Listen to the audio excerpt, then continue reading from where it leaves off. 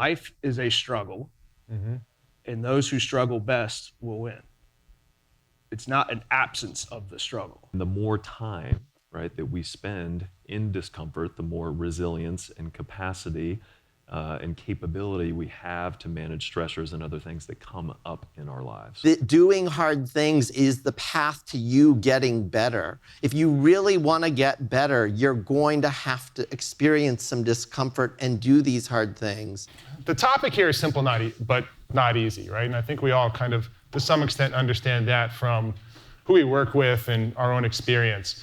But we have a lot of different backgrounds up here on the panel. So it'll be really cool to get some different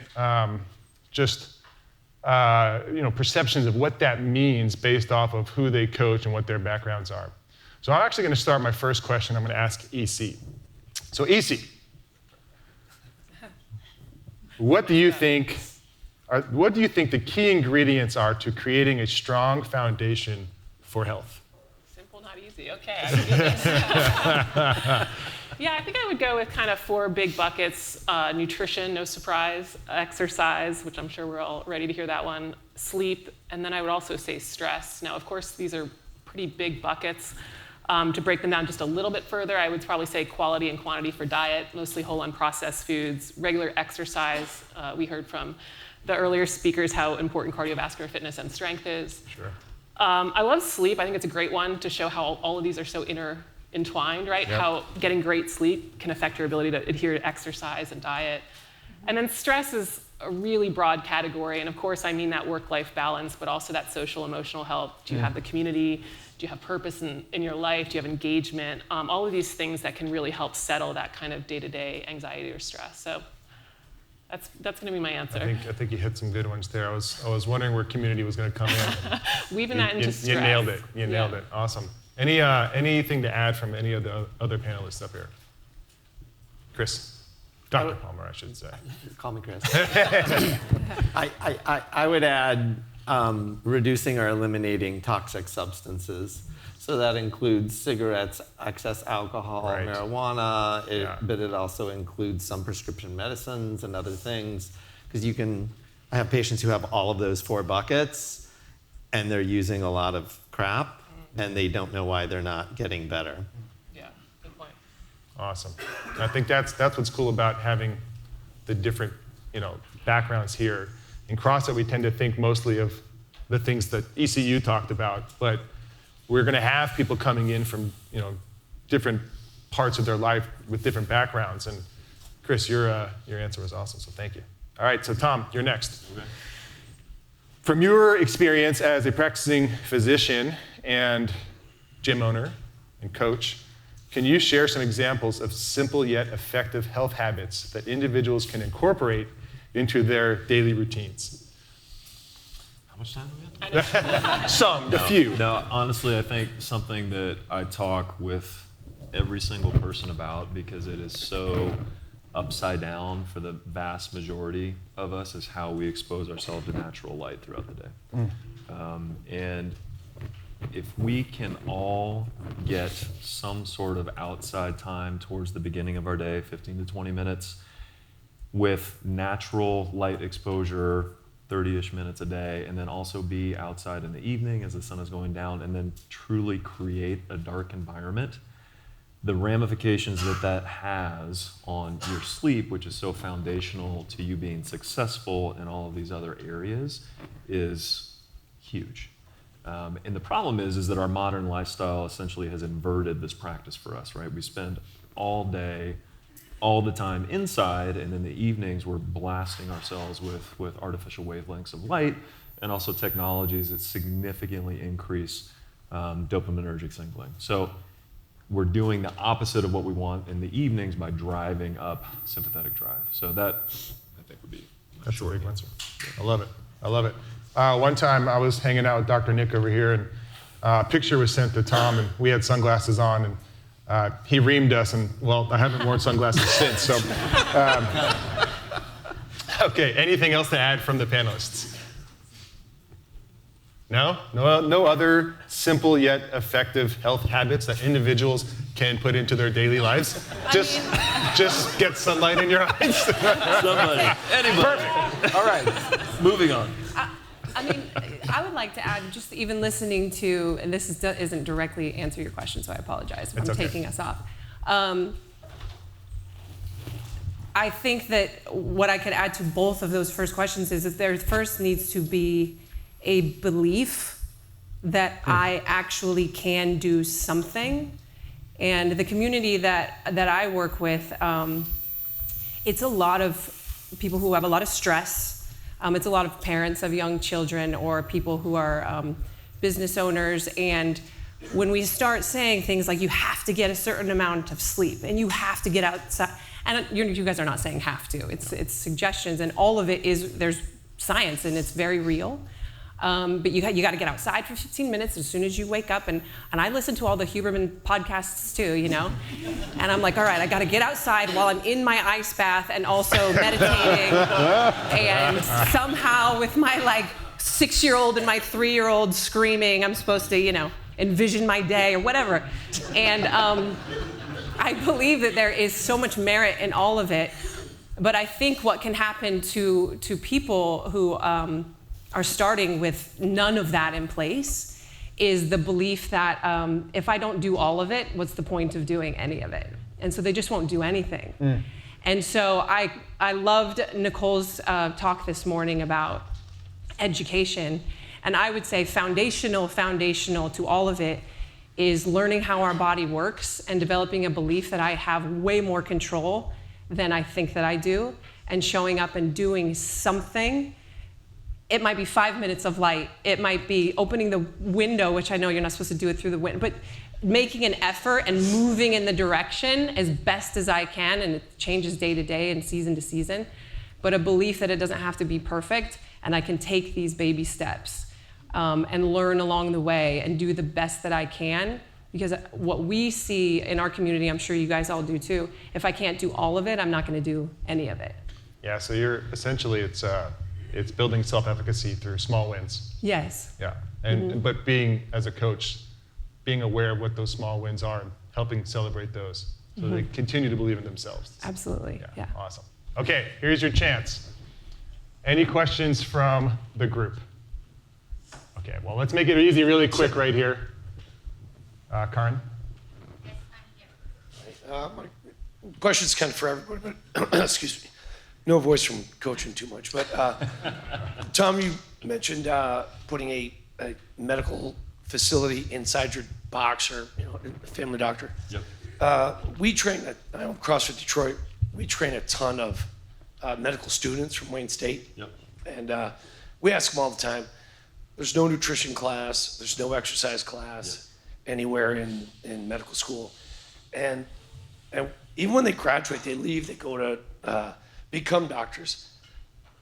I've never had a referral from a medical doctor, ever, at our gym. And I've been an affiliate owner since 2007. And I've never had a doctor say, you need to see this guy. Yep. How do we get into doctors' offices and say, hey, I know we're $200 a month, but you're prescribing medications that cost $200 a month. Yeah. Get them to us instead. Does anybody else want to take that before I go? I mean, to answer your question, we should talk offline because I have a lot of thoughts. I think that there are people all over the country who are doing this, right? Who are working in silos, right? Part of the work that we want to do, right, through CrossFit, hopefully, is to recreate the connection with physicians who are doing this work, so that we can actually speak with a common voice, right? And collaborate on best practices, and then connect physicians who are in those communities with affiliates, right, so they can level everyone's game up. I was talking recently with Amy Hollingsworth, who was telling me about a group that's here that she's going to introduce me to that I haven't met yet, but it's a hospital system that's integrated CrossFit clinics into their program, right? And so when people leave the hospital, they write them a fitness prescription, right, for 8 weeks. They go through that program, they're like, wow, this is pretty fucking cool. How about you like to join our affiliate, right? And then they move right in, right? And for me, in my practice, it works both ways, right? So I have a lot of clients and patients who come through the affiliate side to me for medical care, but I have just as many who are from the community who don't know what CrossFit is, right? But as part of that process, we have to do a movement assessment because I'm making everybody move heavy weight, right? Where do we do that? We do it in my affiliate. When do we do it? When a class is going on, right? And when they're there, they look around and like, wow, this looks pretty cool. And then it demystifies it, right? Because then they see people in there like, that person looks like me. That person's older than me. I could do this, right? I want a piece of this.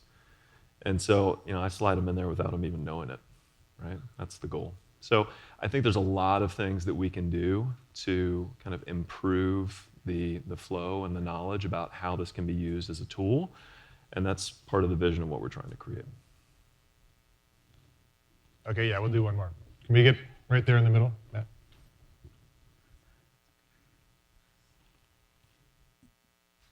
Thanks. This is a little bit of a piggyback off that one. Has anybody on the panel ever thought of engaging or been able to catch the ear of Medicaid? I live in California. I practice emergency room in South Central Los Angeles. I know Texas, Massachusetts are a lot of Medicaid-dominated states where they're fully subsidized the medicines, so they can go get as much of these substances that are not really making them better, unlimited access to the hospital and the emergency department. But if we told them to pay $200 a month, that's like a non-starter. But if we could engage with Medicaid, we could really reach the population that needs it the most. Yeah.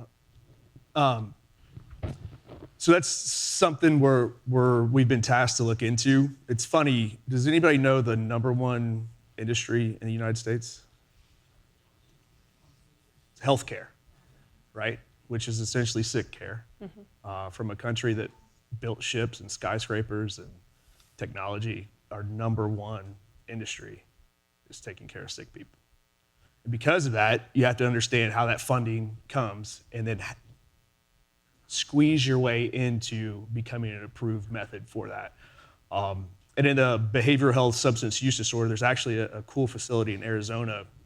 It's a nonprofit where they stood up their gym as a certified facility to be able to bill Medicaid. Now, there's certain laws and regulations you have to follow, of course, but in that case, they take what are called peer support specialists, so folks in recovery who are still actively engaged in a program, in order to conduct the counseling in group and one-on-one. I'm sure you know this better than I. And then they do that session either before or after the workout.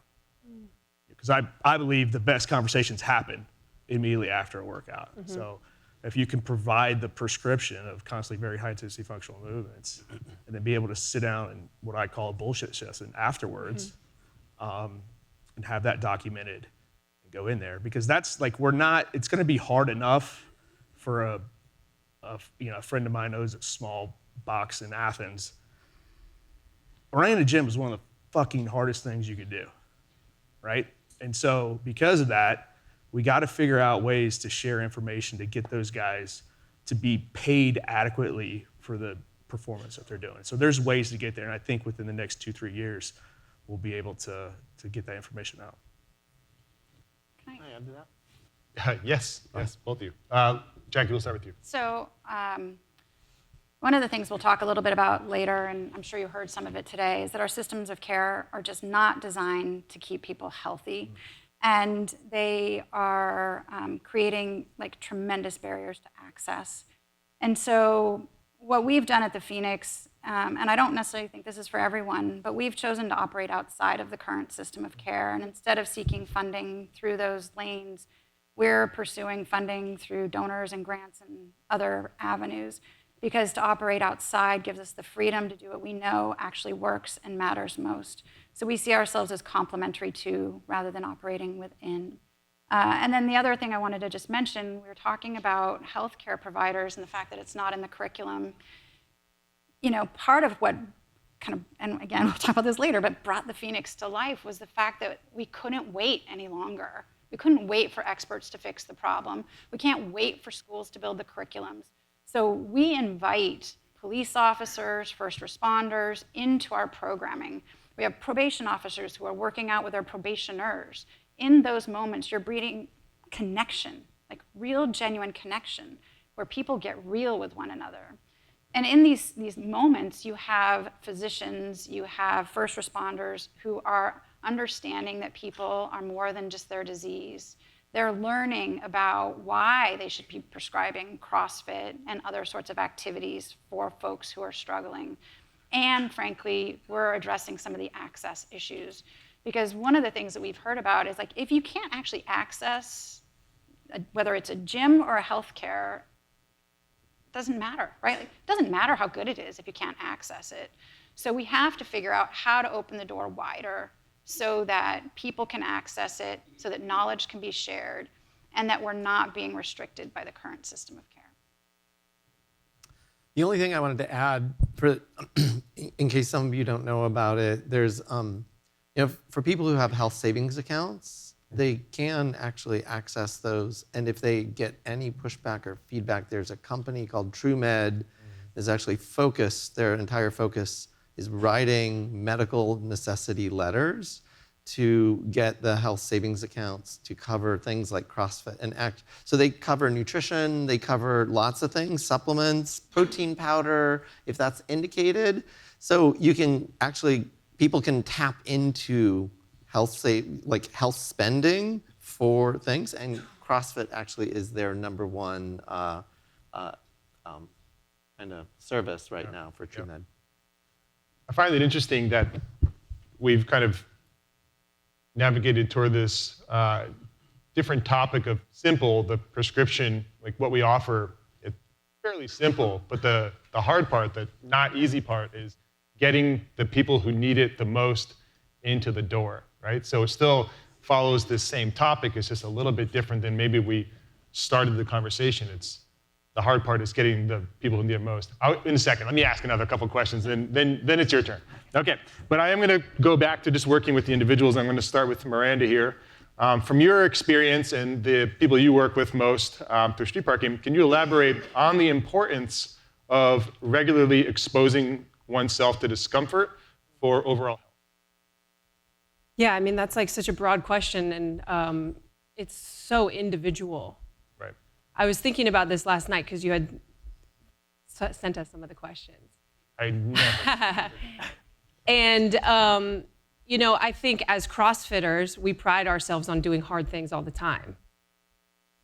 What I think sometimes some of us don't realize is how comfortable we are with our version of what's hard. So for example, I've been doing CrossFit for 17 years, which just makes me sound really old. And I'm very comfortable with high intensity fitness. And so I can go out and I can say, oh, I do hard things all the time.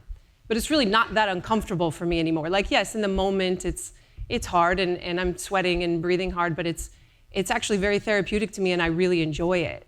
What might be uncomfortable for me is completely different to the new person walking in the door. And as coaches, I think, and it's much easier in person than what we do, because everything that I do is online, help guiding people to the discomfort that they should seek. And it's probably the thing that they're avoiding most. So for someone like many of us, it might be taking a look in the mirror and figuring out where the holes are in your life. One of our staff members gave a really good example of this, because we were talking about the sickness, wellness, fitness continuum in one of our team meetings like 2 weeks ago.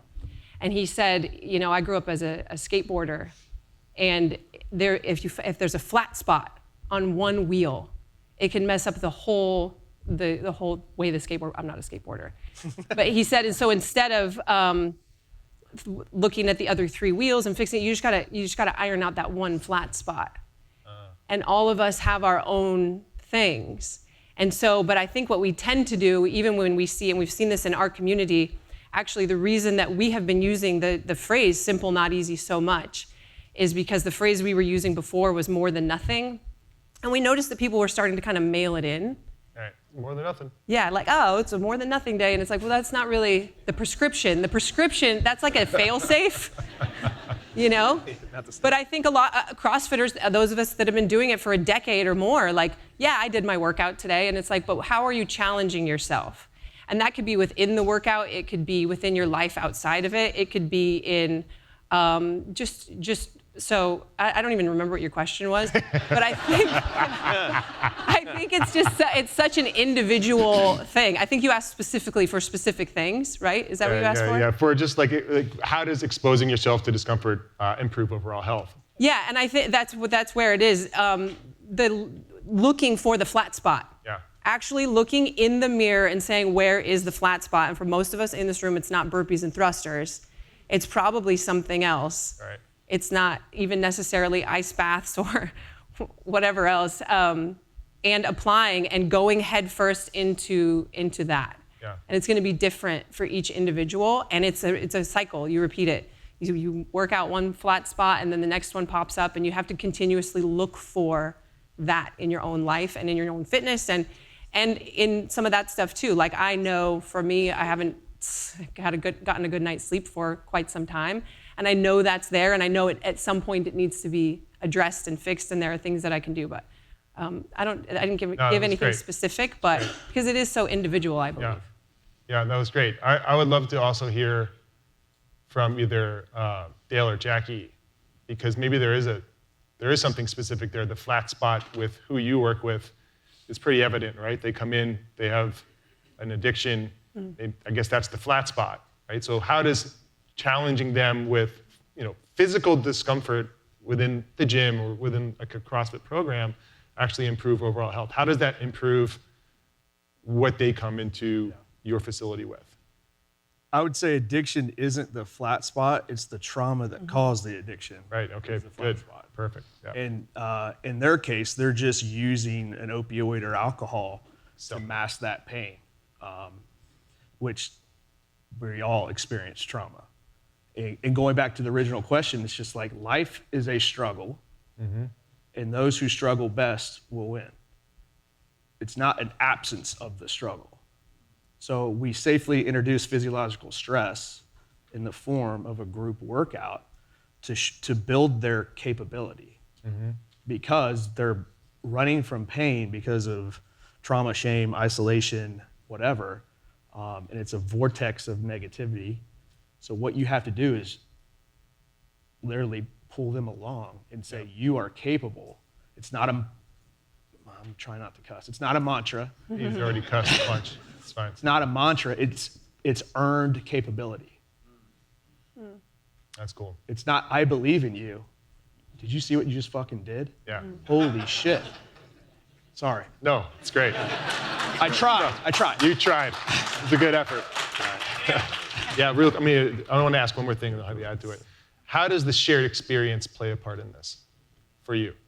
Like, so when they are, you said, look what you just did. How does doing that with other people improve the process? Well, I'll tell you how it affects me. Yeah. So I got done with a session the other day. We got a dude named Carl. And we get done, because we always do team workouts. I think that's a forgotten aspect. If you really want to build camaraderie and capability, put them in a team workout, especially if you got cops and criminals. I saw. Yeah. That's always a go-to. But we get done, and I hear Carl go, you just got to get rid of the hate to make room for love. And I thought, God damn, Carl, you just summarized my entire life's work into a sentence. And you can't talk your way out of getting rid of the hate. It's valuable and it's important, but you need the physical exertion to burn those demons out sometimes. That's cool. That's awesome. I mean, we've talked a lot about self-efficacy. You hear it all the time in these rooms. And really, that's the essence of it. When you do hard things, you believe in yourself in a way that you maybe didn't before. Sure. But there are times when you have to have somebody else who believes in you before you can believe in yourself. And that's the power of community. Yeah, I love that. Well, Tom wanted to add something first. Yeah, I mean, just real quick, it's very important for us to remember that we are physiologically designed to experience hardship, right? And we have moved away from that as a society, and that we are providing a service for individuals to start to be desensitized and re-exposed to that on a regular basis. And the more time, right, that we spend in discomfort, the more resilience and capacity and capability we have to manage stressors and other things that come up in our lives, right? So it is truly invaluable. So the thing that I would want to add is that, and if you're here for my talk this afternoon, you'll find out I'm a psychiatrist who treats really sick people. Schizophrenia, bipolar, chronic depression, incapacitating anxiety. And a lot of people will say, well, those people shouldn't be expected to do hard things because they are so weak and vulnerable already. And I bet a lot of you wouldn't be comfortable pushing them to push themselves real hard because you would see them as really weak and vulnerable and defective or scary or crazy or whatever. And so as a psychiatrist and a neuroscientist, I actually think the value of doing hard things is to repair their physiology, to repair their metabolism so that their brain can function better, so that they can actually stop hallucinating, stop being insecure, stop having panic attacks, stop having all of that stuff. And the importance of it is instead of using metaphors like we've kind of heard, I use science. And I let them know, yes, this is going to really be hard because you are vulnerable, because you are impaired. Your metabolism, your brain function is impaired. But doing hard things is the path to you getting better. If you really want to get better, you're going to have to experience some discomfort and do these hard things. And when I make it a science thing, when I make it evidence-based, when I talk about repairing their brain function, people can really get into it, get behind it, and everybody involved can be more tolerant because we can accept them for who they are and where they're at. You are vulnerable right now, and so we're gonna meet you where you're at. But we're also on a journey together, and we're gonna try to get you stronger and more resilient. Love it. Love it. Thank you. That's awesome. And I'm going to follow up a question to you right now. All right. All right. So I didn't talk enough. No. Never enough. Okay. So this phrase, not easy, it's often interpreted as a lack of willpower. Do you think that's a fair interpretation? 99 out of 100 times, absolutely not. So is it conceivable that somebody could lack willpower? Yes. Can that happen? Yes. But more often than not, what we deem a lack of willpower, what we deem laziness, is either a psychological mindset based on a really difficult life, lots of trauma, lots of people putting them down, lots of people telling them you're worthless, you're a loser, you can't do it. And now they've internalized that. And so they keep that mantra up in their own head. I'm a loser, I'm worthless, I'm lazy, just like my dad always said. And therefore, when a trainer says, you can do it, I hear my dad in my head saying, no, you can't, you're a fucking loser. And this guy doesn't know what he's talking about telling me I can do it. So sometimes it can be psychological in that way, but other times it can be physiological. Again, when people have impaired metabolism, they lose motivation. It is actually a biological drive. When you are vulnerable with impaired metabolism, your metabolism is trying to conserve energy. It makes you lose confidence. It makes you want to crawl into your cave, which we would now call a bed, and hide under the covers and hide from society. And it's protection. You're trying to protect yourself because your physiology knows you are weak and vulnerable. Yeah. And so helping people at least for me, helping people understand that in a scientific way actually reduces a tremendous amount of shame. Sure. Mm-hmm. It helps, again, it helps set the stage. Like, I'm coming at it, I'm gonna meet you where you're at, just like I was saying, but it also helps them understand if I wanna get better, I need to recognize that my my psychology, my biology is driving me to want to stay home, to not go to the CrossFit, to not show up, to not work hard. But if I want to get better, I've got to do it. And then for different people, you got to meet them where they're at. Some people, just that pep talk is enough. Other people might need the CrossFit bus to swing by their home and pick their ass up and drive them to the... Awesome. Talk just for Jackie, a second yes. about kind of what the underlying problem is in that question. Is it assumes that there is something wrong with the individual, Yeah. right?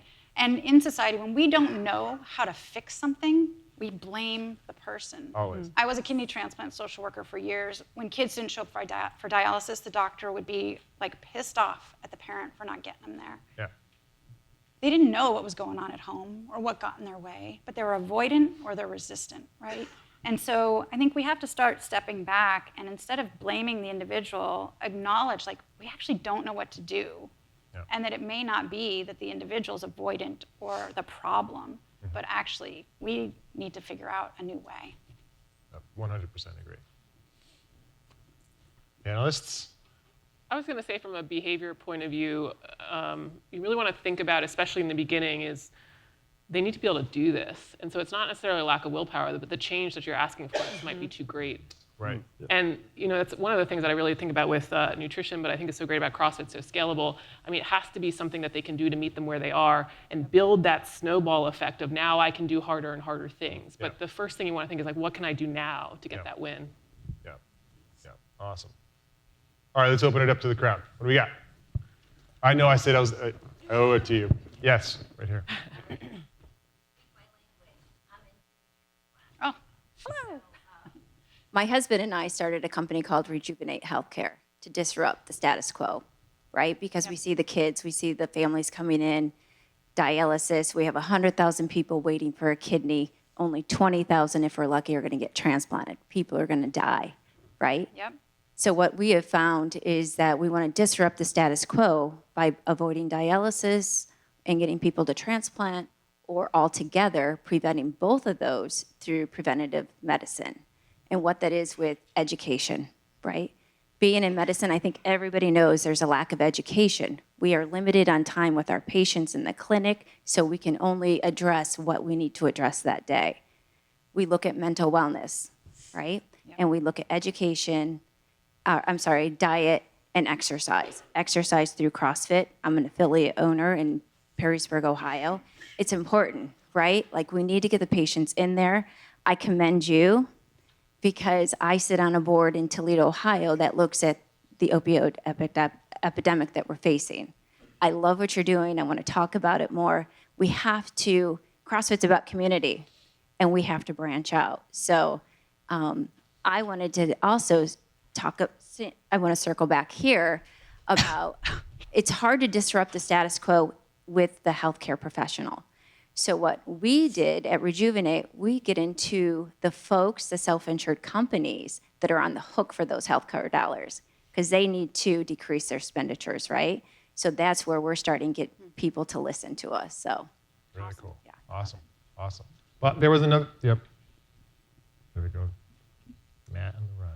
I wanted to follow up on something that you said a moment ago, EC, and about like the snowball effect, Yeah. and also for the other physicians on the panel. The GLP drugs have gotten a lot of attention recently, and I'm just curious as to whether you see that as having a role here, as potentially the first snowflake in that snowball, or whether you see it as really competitive with what the fundamental proposition of CrossFit is. I'll answer from a nutritionist perspective. Yes, please. I think they're good. I think if people truly need them, and I don't want to go down the rabbit hole of people might be using it for cases where they aren't needed, but yeah, I see them as a good thing. Ultimately, I care about people having a healthier life overall. And yes, I'm always going to talk about diet and exercise, and I love it, and I think they will be healthier with that. But we want to still think about end state and not be so tied to our methods that I have the only best way. If this can be a combined solution to get us healthier overall, I am all for it. Of course, risk-benefit, looking at the individual, understanding the risks, all that stuff. Anyone else want to answer that? Yes, sir. So I'm a family doc, and I'm boarded in obesity medicine as well. And I'm sure this will change at some point, but I've never prescribed one. And I think part of that goes back to what Chris was talking about in how you set the stage to bring people along in their health journey, right? And once you spend enough time explaining the science about what happens and what you need to do to be able to use this medication safely to mitigate the lean body mass and muscle mass loss that happens, right, when you take these drugs, because if you stop taking a year later and you have significantly less metabolically active tissue, you will be more obese, more metabolically dysfunctional, and continue to be dependent, right, on our medical industrial complex. Once you spend time with folks and say that, okay, if we're gonna do this, just give me 3 months, right? Give me 3 months where we learn how to move heavy weight, you understand the importance of high intensity interval work, you understand how to build a nutrition strategy and develop some habits. And if we still want to do it at that point, then let's do it, right? And I haven't had any takers yet. So I think our challenge, right, is to first do no harm. And we're doing a lot of harm by not really delivering informed consent when we give people these powerful medications that they don't understand the full ramifications.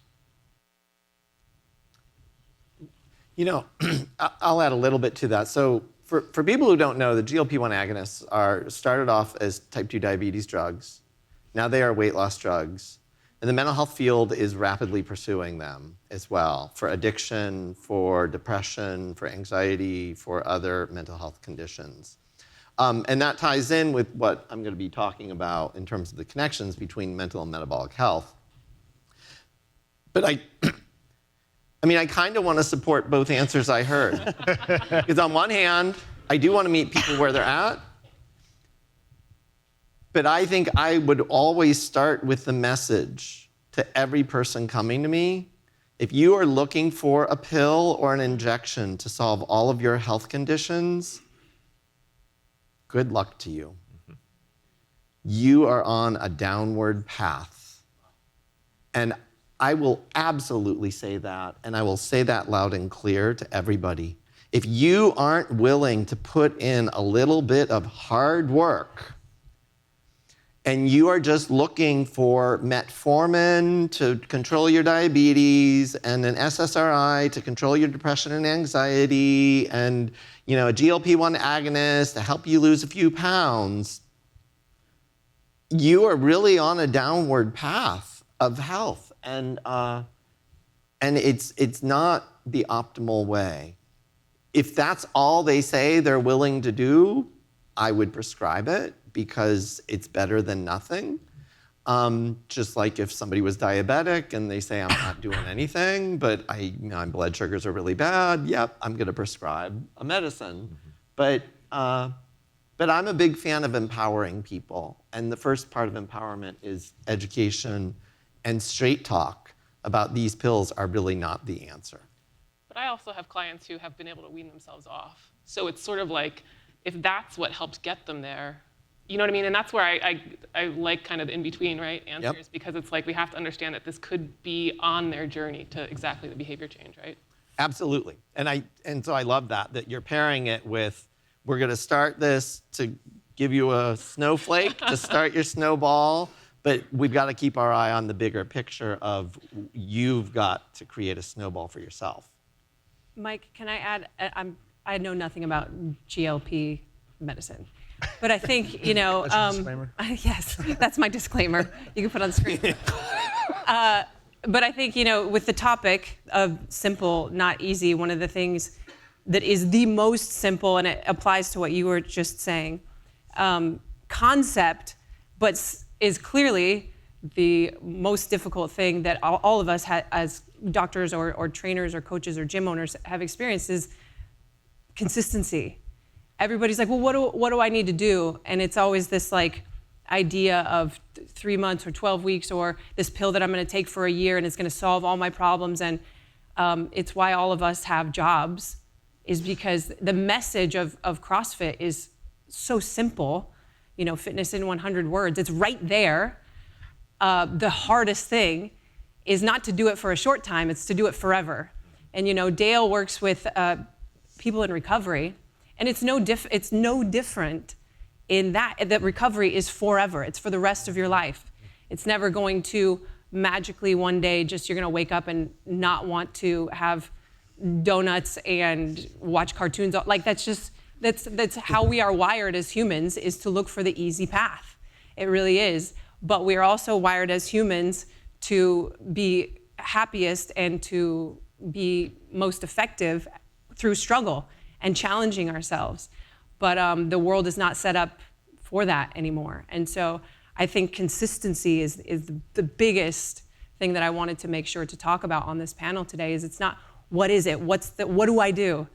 It's not the what, it's that it's forever. And you got to start with something and build on it and build on it. And sometimes life changes and you slide back a little bit, but you stay in the fight. And I think that's the overarching message that is missing in, I can't speak for healthcare, but fitness for sure, is people struggle with that. All right, I'm going to ask a question. Okay. Give me some ideas of different ways to create these sustainable habits. So how can you help people sustain these healthy behaviors over long periods of time? What are some very simple yet effective ways to do so?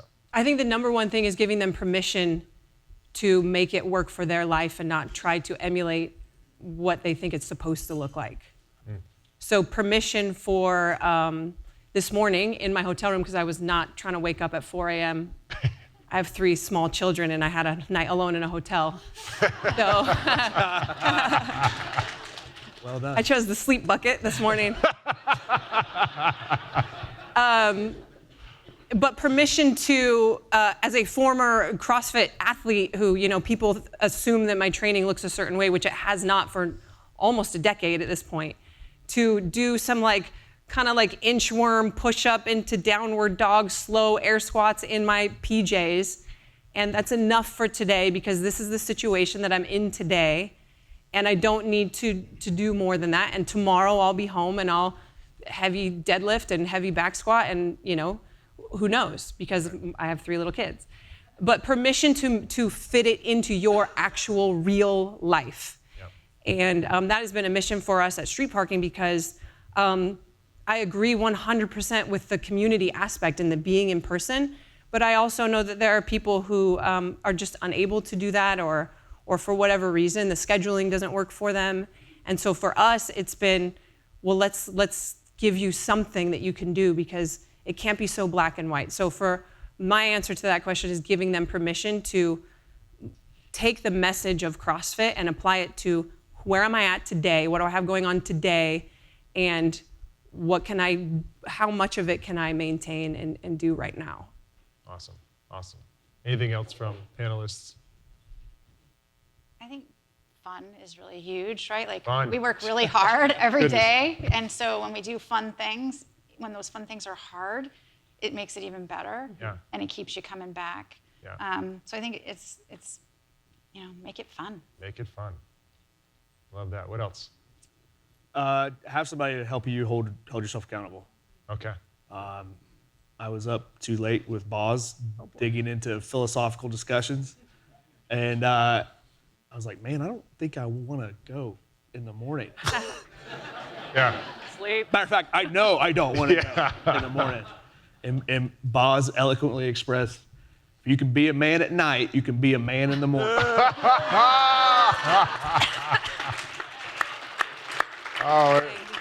So next thing I know, I'm carrying a 45-pound sandbag on my head for 4 miles. So. Because he called me out. Yeah. And so you have to be willing to be called out and then call out other people. Yeah. In a good, fun In a fun way. Yeah. There we go. We just combined both those. Anything else, EC? One more thing. I mean, I think what also can help keep you accountable is just your environment. I mean, especially with nutrition, of course, that's what I'm going to go back to. But our food environment is not changing anytime soon. So you have to control what you can control. Sure. That's at home. And it's way easier to say no to the ice cream if it's not in your freezer. Yeah. So environment, set yourself up for success. Make it easy to put on the clothes in the morning for the gym or whatever it is. Get the food environment clear. And I think it'll go a long Love way. that. Yeah, absolutely. One of you fine gentlemen? No, I mean mine is just dovetailing off of Dale's, I think, and not sound like a broken record, but it's community, right? But it's leveraging the power of the tribe because it is so much harder to go against the grain when you are within a community that is doing a particular thing. And so having, and becoming part of a group, which is why CrossFit is so impactful, especially at the beginning of a healthcare journey, when that initial friction is so intense because you're working to establish these habits for the first time, and maybe your metabolic dysfunction is as bad as it will be as you continue to move forward, you need the power of those people to hold you accountable and the community to actually push you through that friction to get the ball rolling, to develop that snowball, right? So Yep. I think that's how we leverage what we have that's special and unique. Love it. Love it. Yes. The one thing that I would add specifically to the accountability, because I love all these suggestions, but again, the people that I work with, probably the single most powerful thing that I do is instill hope. I let them know, as an outsider, that I can see where you're at, so I can see you, I can see you're not optimized, I can see you're suffering, I can see you're vulnerable, I can see you can't do all the things that everybody else is doing.